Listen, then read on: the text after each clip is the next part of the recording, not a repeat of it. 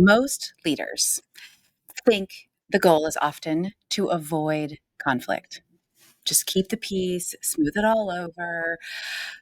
But here's the thing, avoiding conflict doesn't create peace and harmony. It manufactures fake peace, and fake peace always cracks under pressure. I have seen it firsthand in what happens when a leader refuses to engage with conflict. It doesn't end well. It ends with people leaving. And I'm going to tell you more about that story in just a moment. So if you're new here, welcome to the Joyosity Podcast. I'm so glad you found your way to this corner of leadership and life where joy is at the center. I'm Jenn Whitmer, international keynote speaker, leadership consultant, and all-around joy bringer. And if you are jumping back in, welcome back. This fall, we're continuing our series inspired by my upcoming book, Joyosity: How to Cultivate Intense Happiness in Work and Life, even if things are what they are. And around here, we are not settling for toxicity, overwhelmed leaders, or the exhaustion of too much. There's more. And so in each episode, I'm going to bring you stories and research and tools you can use right away to create a thriving workplace and a thriving life, starting with yourself. So the leadership team I was on was full of smart, capable leaders. Our head, our main leader of the team, he refused to engage in conflict. Now, he wouldn't say it that way, but if two directors disagreed, instead of jumping in and helping people work through it, and he'd be like, okay, you guys figure it out. If tensions surfaced in meetings, he'd just brush right past it and let's just move on along.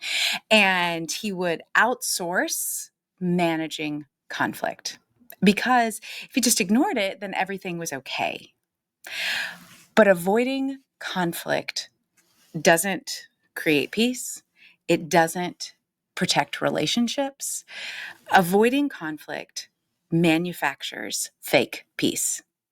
And if you don't face conflict, relationships end. I have lived this, and it is so painful.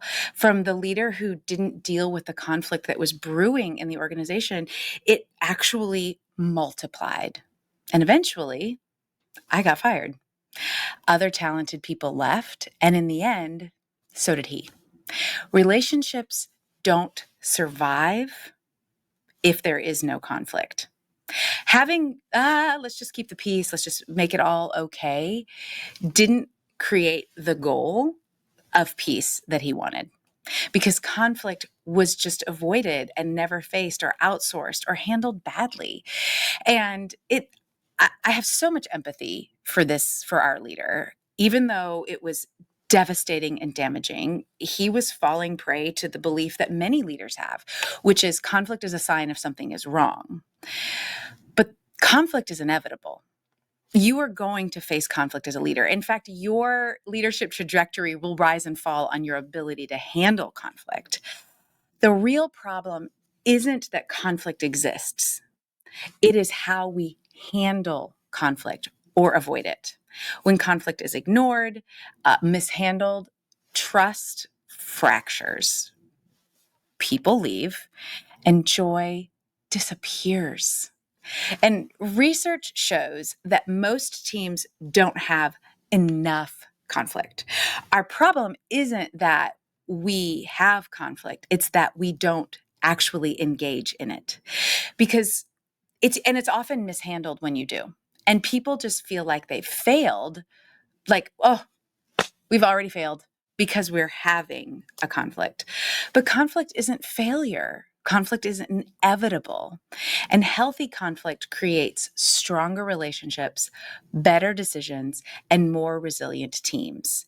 And the reason we know that most people are avoiding conflict is about 10 years ago, CPP did a study that in the US, employees spend nearly 3 hours a week managing the effects of unresolved conflict. That's not solving the conflict. That's just trying to avoid it and dealing with all of the bad behavior that comes when conflict is ignored.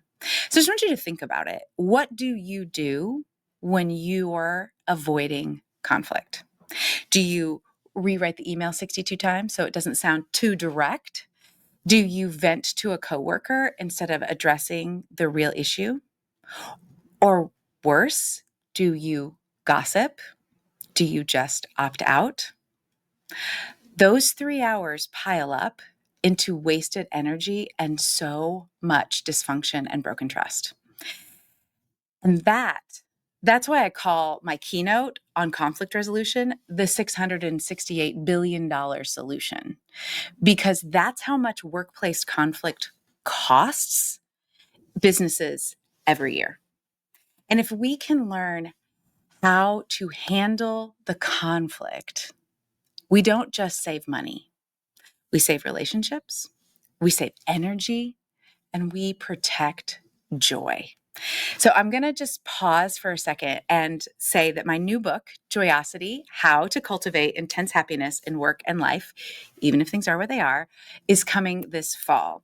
And here's something I'm so proud of. It's endorsed by Kwame Christian. He is a delight of a human. He is also the CEO of the American Negotiation Institute, an attorney, and one of the leading voices on how to handle conflict with confidence and compassion.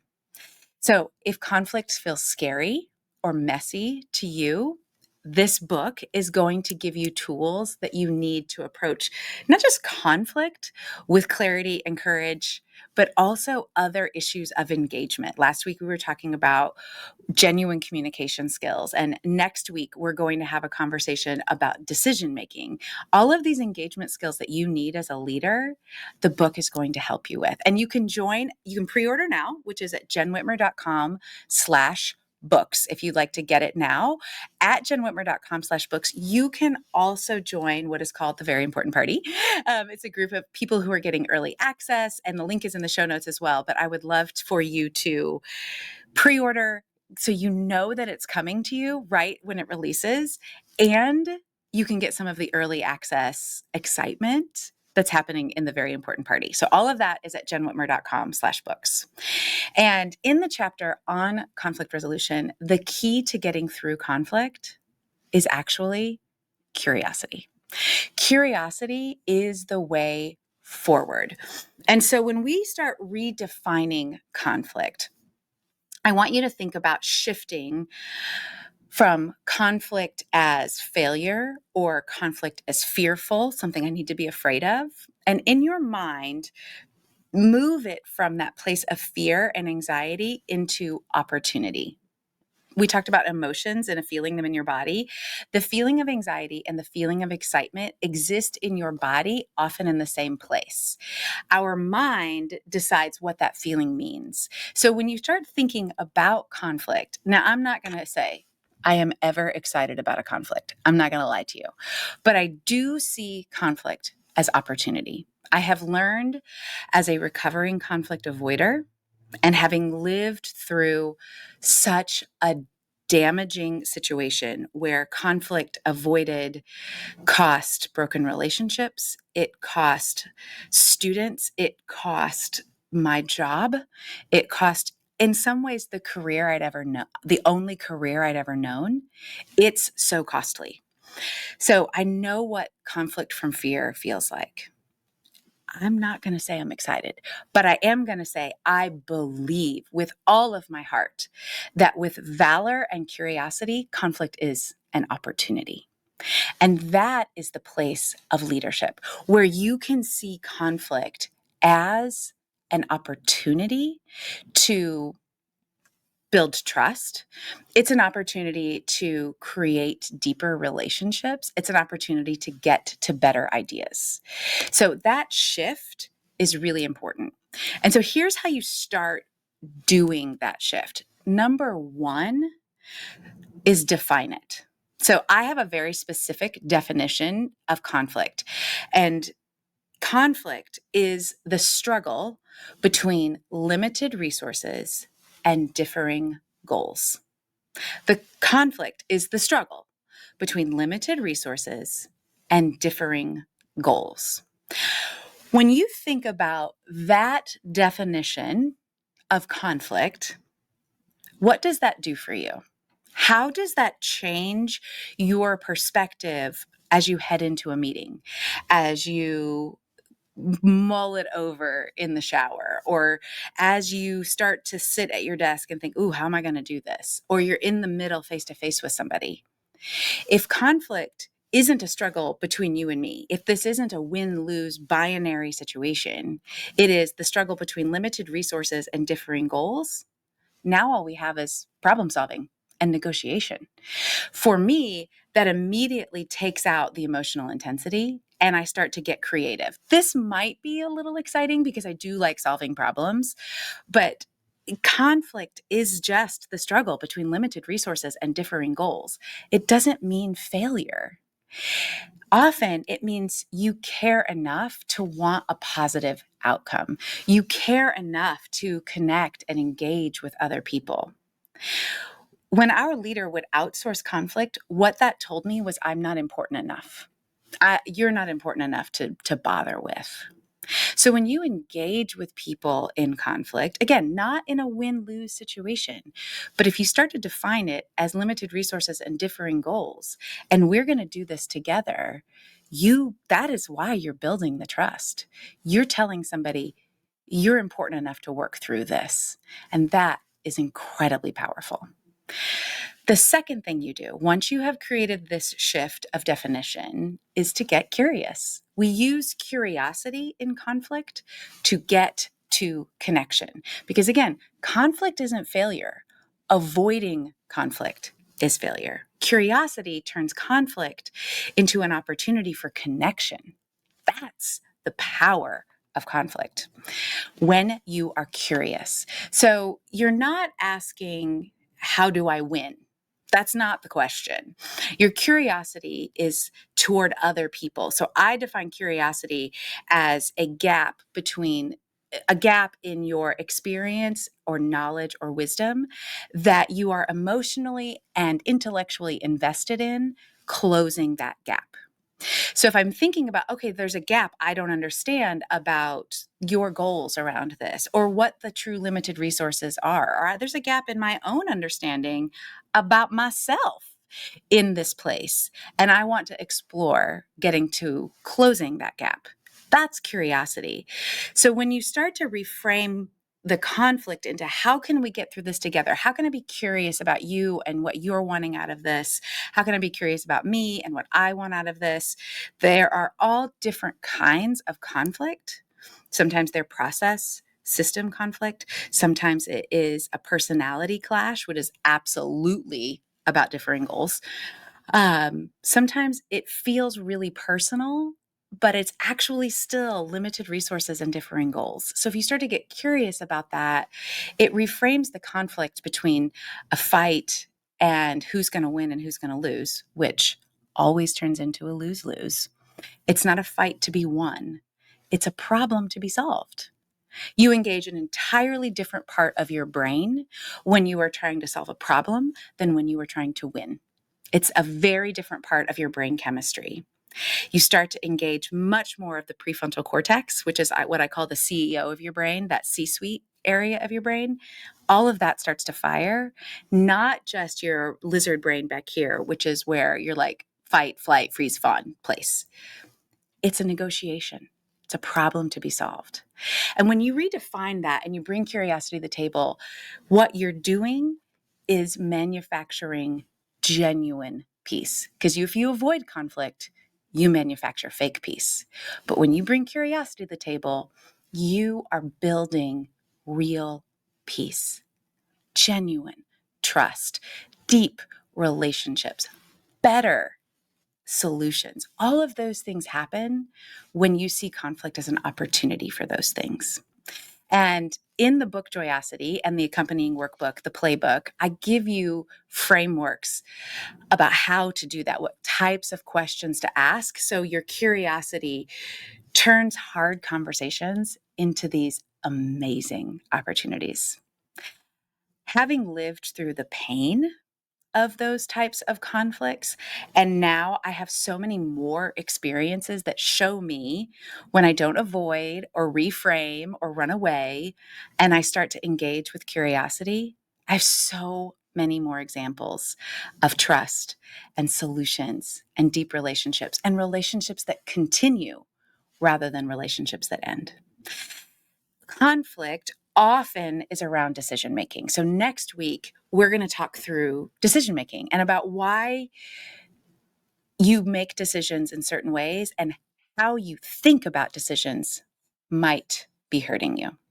So if I think about, putting my coach hat on, I want you to just,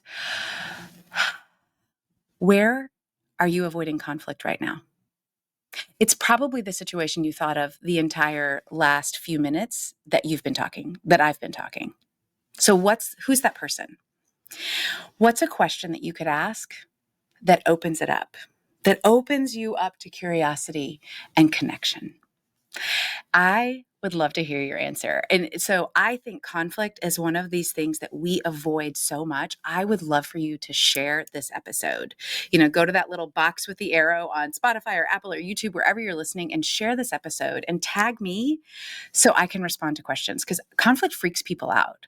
And I have been there. Again, I used to want to moonwalk out of conflict. So let's solve that and create places where real peace and joy are what we create.